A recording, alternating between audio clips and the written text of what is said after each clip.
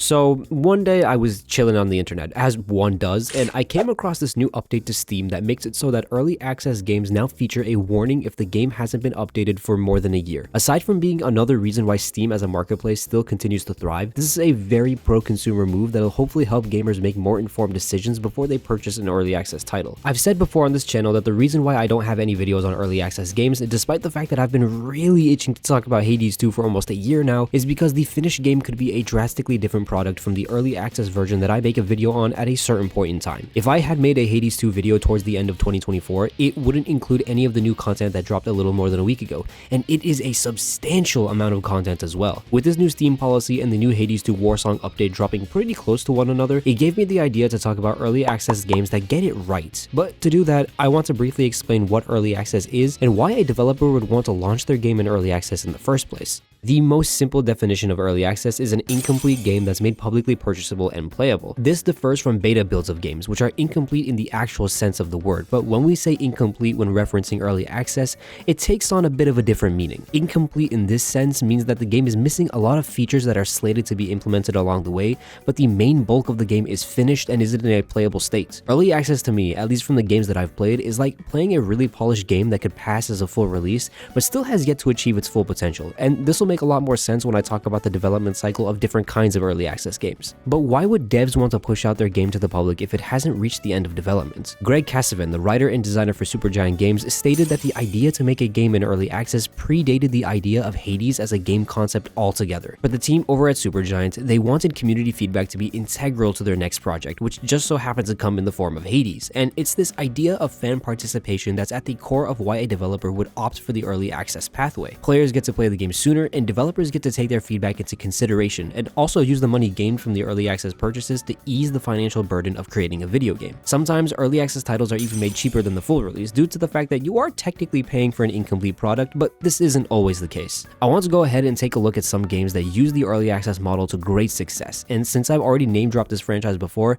I can't think of a better way to start than with Hades and Hades 2. The original Hades was announced at the Game Awards and launched as an early access title on the same day in December 2018, but what some people might not know is that the game was actually exclusive to Epic Games Store for about a year. Epic had offered Supergiant funding for the game in exchange for having it be exclusive for a year on the platform, and look, I may not be the biggest fan of the Epic Games Store, but this was one of the most ingenious things that they've ever done. Even in early access, Hades made an immediate impact on the gaming world, and the newly launched Epic Games Store was the place to go if you wanted to check out this genre-defining work in progress for yourself. Almost a year later to the exact day, Hades was released on Steam in early access, boosting its audience even further. Then later in 2020, the full version of Hades was finally released. It would go on to be a nominee for Game of the Year while also being nominated for 8 other awards, and while The Last of Us Part 2 would ultimately take home Game of the Year, Hades would go on to win Best Indie Game and Best Action Game that same night on the show floor. Of course, what made Hades so successful boils down to the hard work of the entire Supergiant crew,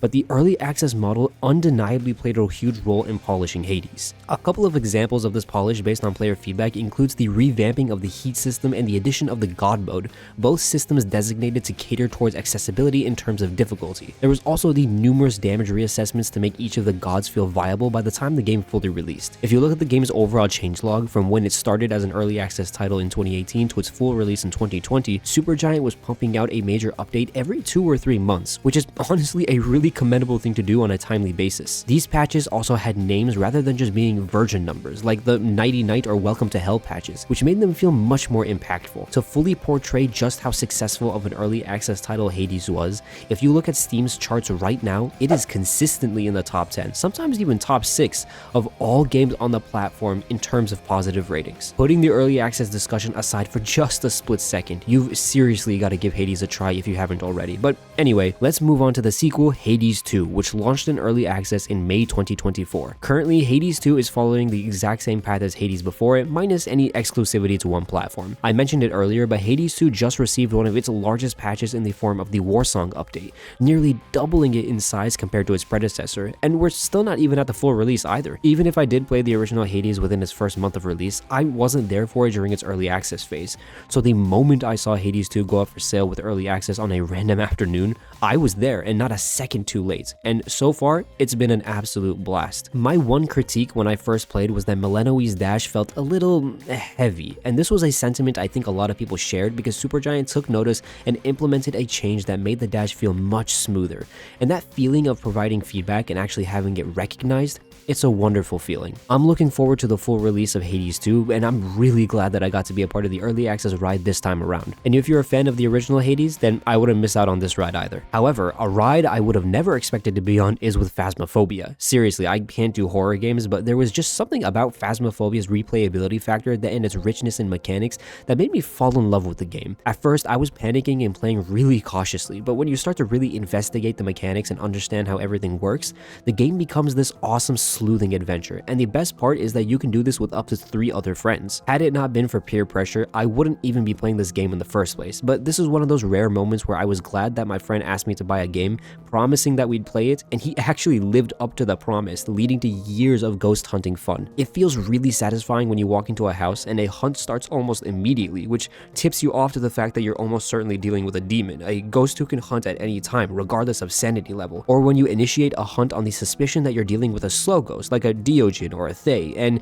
your suspicions are confirmed true as you loop them around the kitchen table. Anyway, this video is about early access, which was how Phasmophobia landed in consumer hands in 2020. The creators behind Phasmophobia, Kinetic Games, specifically mentioned releasing the game at the midway point of development and pushing through to completion by the end of 2024. But that idea seems to have long been scrapped because the devs recently published a new roadmap detailing their plans up until 2026. Kinetic Games has done a pretty solid job of keeping the game fresh every few months, and they've gone as far as to release the game on consoles. To put it into perspective, when Hades left early access, the only other place you could play the game besides PC was on the Nintendo Switch, with other console ports coming a little less than a year later down the line. Despite not having left early access, Phasmophobia is out on consoles, meaning that in some capacity, the game can be considered complete. At this point, there is an argument to be made that Phasmophobia has run its early access course, at least for the most part. The core gameplay has long since been solidified, and the game hasn't changed much mechanically. The vast majority of the changes come in the form of new maps, new gear, and new customization options, which is more akin to what Blizzard did with Overwatch back in 2016. You paid a flat fee up front, then got all major updates and characters for free, which is essentially what's happening with Phasmophobia. If the game were still buggy or unoptimized, then I'd be more reserved with this take, but Kinetic Games did specifically delay the console release because there was frame drops with one of the maps that they wanted to investigate before committing to a console release, which to me, that indicates that Phasmophobia has cleared the overwhelming majority of bugs and issues. We still have the Horror 2.0 update sometime in the future, but what that entails we still don't really know, and the game still hasn't achieved version 1.0, which usually indicates that it's complete. So honestly, early access in this case can mean anything. You know, since I'm already talking about horror, I might as well hop to Lethal Company, another early access title with massive success. The narrative is a bit different with Lethal Company since the game is much younger than Phasmophobia, having just celebrated its first year anniversary a few months ago. Lethal Company was another one of those trust me bro who will play this game purchases, and to my surprise, I played way more than I thought I ever would. But when did I rack up 100 hours? That's crazy to me. In the early access sphere, Lethal Company is a bit of a unique one because the developer Zeekers, which is actually just one person by the way, says on the Steam page that Lethal Company is a finished project that has yet to reach its full potential, hence why the game is still in early access right now. Ironically, right above that statement, Steam explicitly mentions that early access games are not complete, so the dilemma between finished games receiving updates after launch and early access games technically being unfinished but receiving updates as if they were finished continues to live rent-free in my head. The flow of content for Lethal Company was pretty consistent, but in a recent patch, Zeekers mentioned being in a creative slump, so the amount of content has since slowed down. However, Zeekers says that the game will remain in early access until they're fully satisfied with the project, so if all goes well, then it's safe to assume that Lethal Company is going to continue to receive updates into the foreseeable future. To loop this discussion back to the beginning, the success of Lethal Company as an early access title is not to be underestimated. For the cheap price of $10 and the promise of continued content, you get hours upon hours of some of the most memorable gaming moments with your friends. Keep following, come. Almost. Come here. Hold E, come here, hold E. Right here. Dude, we're crazy, bro. A game that I've actually started playing very recently that I didn't know was once in early access is Deep Rock Galactic. In making this video, I researched the roadmap and the developmental history of Deep Rock Galactic, and I was left really impressed by Ghost Ship Games' commitment to getting out a full game. Starting in 2018 as an early access title, Deep Rock Galactic would follow a very similar timeline to Hades, taking about 2 years to release fully in 2020 for PC and Xbox, with a PlayStation release another 2 years later in 2022. In the 2-year time frame that the game was in early access, Ghost Ship Games shipped out 23 named updates, and even after the game's full release, they still continue to support the game with a seasonal method of releasing content. Perusing through the changelog for Deep Rock Galactic, it makes total sense to me why this game is as successful as it is, because aside from being a super novel take on the co-op shooter genre with so much charm, the developers made sure to name each update the same way Supergiant did with Hades, and I can tell you from experience with Hades 2 that when you launch Steam and see a brand new update notification pop up at the top of your library, and it actually has a proper title rather than just being a version number, it makes you so much more interested to hop in and see what the developers have in store for you. The developers continue to support the game after the full release, even while working on another early access title off to the side, which just goes to show that they valued the community feedback from Deep Rock Galactic's early access days. There's another game that I love dearly that I had no clue was in early access until I started doing research for this video, and that game in question is Baldur's Gate 3. I was definitely living under a rock with this one because I didn't even really know about Baldur's Gate 3 until its release in 2023, where my friends basically cornered me into buying this game, but I'll say here what I said to them. It's much harder to make an impulse buy when the asking price is $60 and you know nothing of the game. Of course, now that I've played Baldur's Gate 3, I can tell you retroactively that I was being incredibly dumb, but that $60 barrier to entry was definitely the most daunting thing about giving Baldur's Gate 3 a try, and the only reason I bring this up is because back in 2020 when the game was released in early access, the asking price was also $60. Some said that the price was justified because Larian Studios is a very reputable company who delivers on their promises, so they wouldn't leave players hanging with an unfinished product. On top of this, if we put aside the bugs and areas in need of improvement, the length of the early access build of Baldur's Gate 3 was comparable to a AAA finished game, boasting around 25 to 30 hours of playtime, but due to the nature of this game, these numbers are a bit arbitrary. It varies wildly based on who you ask. Take me for example. I've played Baldur's Gate 3 for about 140 hours, and over 90% of that playtime was within Act 1 alone, due simply to the fact that I love making different campaigns and have trouble sticking to just one all the way through. And given that the early access build was only Act 1, I would have likely spent close to 140 hours with this early version of the game. So to me, that $60 is justified. Regardless, Baldur's Gate 3 is yet another shining example of a company valuing player feedback to hone their game to perfection. Even after the game's full release, Larian Studios still continues to employ the community as part of their development cycle by allowing players to join beta tests for incoming updates. It's such a great way to garner excitement and to get bug fix information from outside sources, which is within the benefit of a game as massive as Baldur's Gate 3, where unpredictable things can happen at any time. To say nothing else, Baldur's Gate 3 won Game of the Year in 2023, and I want to believe that part of that success came from the early feedback that Larian Studios received from the loyal player base that voiced their honest opinions. These early access games are just a handful that I've played, but there are so many others that I haven't had the chance to check out that also have origins in early access. Dead Cells released on Steam in early access in 2017, and just a year later the full version would launch on the same platform, even eventually collaborating with the likes of the Castlevania franchise in 2023,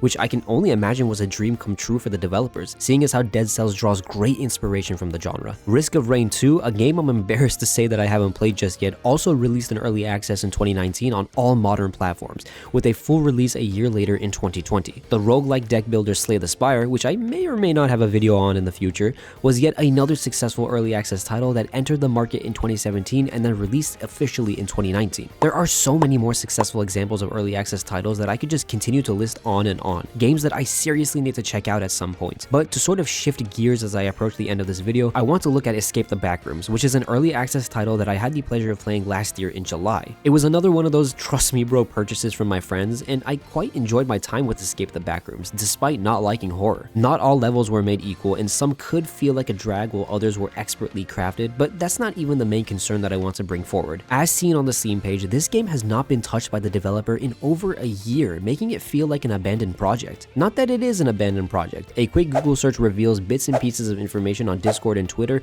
of the developers saying that the next major update is in development. But if you're like me and don't join public Discord servers or don't don't have a Twitter account, then the game really does start to feel abandoned with this Steam disclaimer. I use YouTube frequently since I kind of make videos for the platform, go figure, and even the Fancy Dev's YouTube channel hasn't uploaded in over a year. When you release a game in early access, communicating with the player base is just as important as players providing the feedback. It's a two-way street that demands respect, and even if you are working on the game diligently behind the scenes, which I hope is the case here, going a year without posting any updates to Steam, the primary marketplace where you'll be selling your game, is admittedly not a very good look. If I was working super hard on a game behind the scenes, then Steam rolls out an update that flags my game with this warning that makes it look a little suspicious, I would go out of my way to make a statement immediately to clear the air. So to pitch into the concept of early access with player feedback, my one piece of advice to Fancy Games would be this: be more transparent about the development process of the game, and if you're taking a break or feeling burnt out, then at least let the players know that as well. Lastly, I want to talk about Lockdown Protocol, a game inspired heavily by Among Us that features undercover saboteurs known as dissidents that try to disrupt the crew members from completing their tasks. Initially, I had a lot of fun with this game, but the longer I played, the more the cracks started to make themselves apparent. The game would crash quite often. Sometimes it would lower your microphone or speaker settings for no apparent reason when entering a lobby. Not being able to do anything once you're dead, especially if you died early on into the game, could get kinda tiresome, and the very random Vine boom sound effect when you had died lost its charm pretty quickly. And he was hiding the car. Yeah. Despite all these points of feedback that I have, I understand that the game is in early access, so I'm relatively unbothered by all of this. I want the best for Lockdown Protocol, and with enough time and refinement, I believe that this game can reach its full potential. But charging for skins that are half the price of the early access build is a very bizarre decision to me. I guess it could be viewed as a way to further support the devs, but the Steam page says the full release will feature new customization options, so what gives? Anyway, I wanted to slide in these little bits of feedback at the end of the video to showcase how, even though early access can produce some of the most successful titles in recent years, it also has a lot of room to be exploitative towards consumers. Steam has gone out of their way to provide warnings and heads up before purchase, and for the most part, the vast majority of early access games I've played and ones that I've seen from afar and intend to play later down the line are incredible projects that really valued and incorporated player feedback to live up to their early access promise. I'm a big believer in early access, which is why this video even exists today, and I can't wait to see more games in the future utilize the early access model to bring us legendary and unforgettable titles. Thank you guys so much for watching. If there was an early access game that I missed, then please let me know in the comments down below. I'd love to read about them, and I'm positive that, other people watching this video would like to read about them too. Anyway, that's enough out of me. I'll see you guys in the next one. Take care.